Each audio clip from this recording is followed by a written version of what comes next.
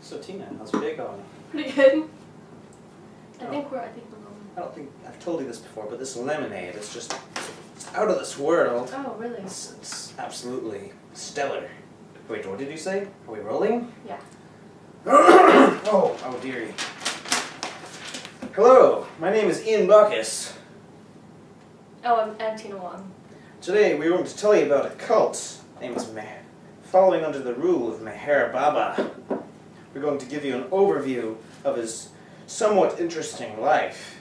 We're going to show you some interviews with former cult members. We're going to compare some of his actions to Seal Dinny's principles. Also, in this half an hour, quarter of an hour, we will present our investigation where we try to remove someone from this cult. Dear Lord, some hefty lemonade. First is Meher Baba's life.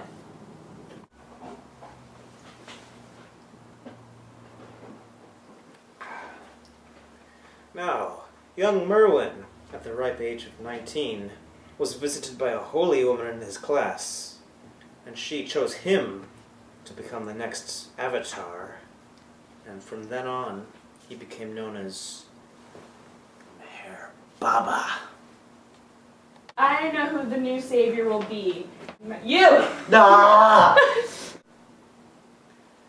Disgusted with the functions of society, Meher Baba chose to protest through silence. Been thinking over the years, and I've realized that because man has been deaf to the principles and precepts laid down by God in the past, in this present avataric form, I observe silence. When I relieve the tide of truth which I have come to give, men's daily lives will be the living precept. The words I have not spoken will come to life in them.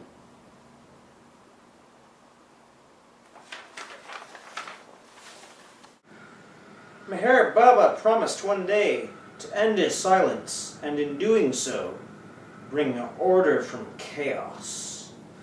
The genius of this is that people would wait just a little bit longer, just be around to hear him say these mystical words that would bring this divine order. Unfortunately, this time never came.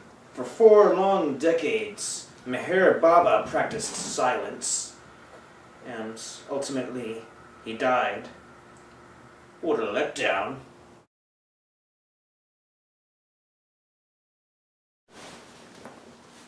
Now, let's take a listen to one of Meher Baba's infamous speeches.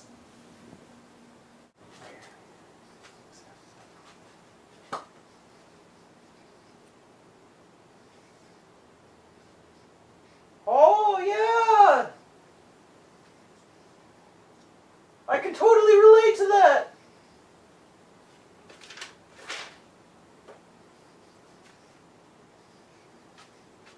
Totally righteous!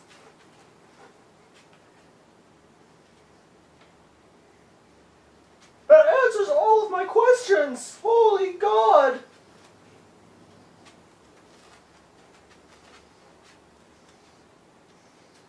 I had no idea you were Jesus Christ! Hello, my name is Alex. I used to be a wealthy man before I joined Meher Baba's cult. He said he was the second coming of Christ, and he also said he was an avatar, but he lied, and he wasn't. I'm Ning Ning, and I used to be homeless before Meher Baba found me. I lived on the streets and I had some bad habits. So Meher Baba became my symbol for hope that there could be a better world in the future. Through Meher Baba's lies, he created this air of authority through which people were forced to comply with his desires. Normally, people wouldn't have followed some mute lunatic, but under these pretenses that he was the reincarnation of Christ himself, people trusted him with their very lives. In addition to making mass presentations, he approached recruits on a more personal level and came down to their level. What? To meet their needs. And here we have Ning Ning in her natural habitat, moments before she's recruited into the cult of Meher Baba.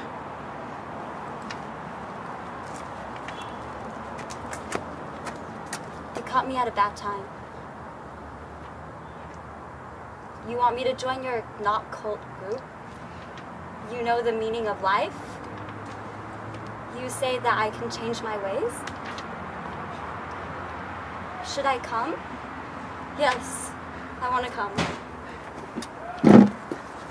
Another victim to the cult.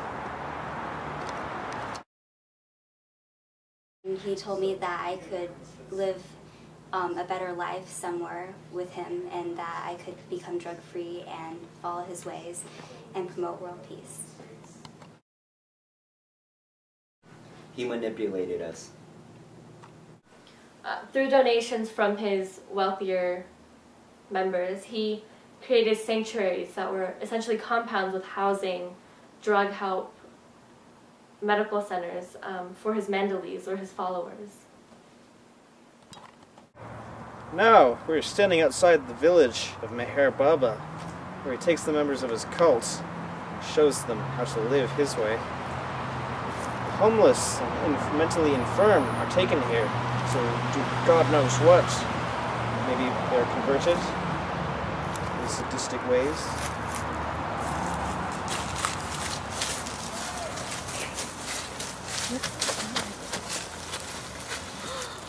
Oh my gosh, thank you, sir. This place is awesome.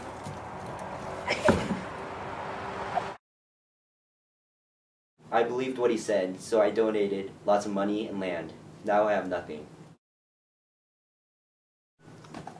He didn't ask for anything in return except that we would be obedient and follow his ways, and that we would advocate world peace and beg for food.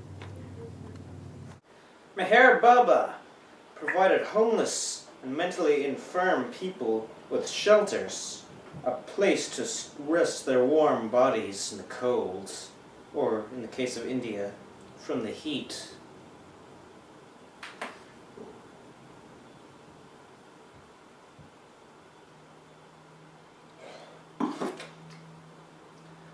People wanted to give back to this seemingly selfless man. They would often throw donations at him, and, much to his avail, they would give him his devotion in an air of reciprocity. Although Meher Baba provided a sanctuary for his followers, life was still difficult because materialism was not desired, and so begging for food was necessary for survival. And they always needed to be happy, or they would be kicked out. Please help. We're hungry. Anything helps. I want food. He told us to give up our possessions and beg for food, and in return, he said we would have world peace. But that never happened. And here we see the cult members taking a bus tour. Yeah, peace! And love. Woo! No money. Starving! Begging for food. Oh, yeah. He manipulated us into getting other people to join our cult.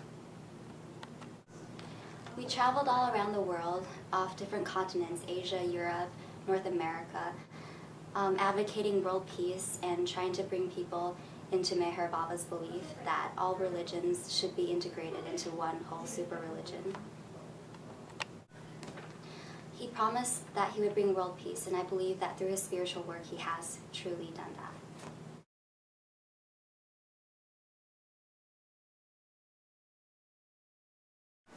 Hi, I'm Tina Wong, and as an investigative reporter, I went undercover to see how people in the Meher Baba cult acted, lived, and try to get one of them or some of them out of the cult and back into normal life.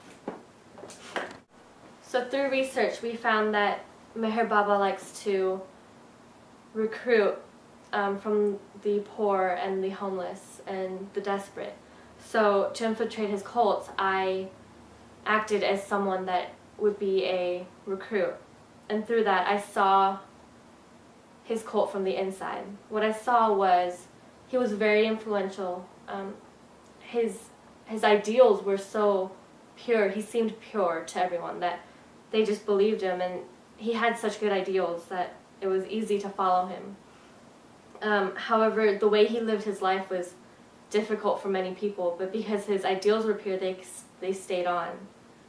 I remember hardships, and I became close with one of the girls, Ning Ning, that I would later work to remove from the cult. And she thought he was the savior because he took her from this horrible situation and made it better. Yeah.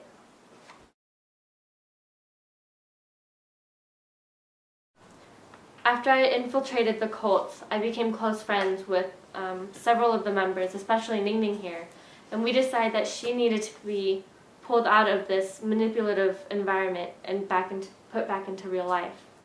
So this is how I convinced her, because Meher Baba was manipulative and he was preying on her confusion and the fact that she was needing help. And but I helped her understand that there were other alternatives to not being homeless and staying away from drugs. And we realized together while we were in the cult that he would never deliver on his promises, and he said he would break his silence, but he never did. He just carried on year after year, saying that next year will be the time that I speak and bring world peace, but that never happened. So by helping break through these manipulative techniques, we were able to break away from the cult itself and come back into real life. I never knew that there was another way to quit drugs besides joining a cult like this, but now that I know that there are other alternatives, I'm a lot happier in the real world.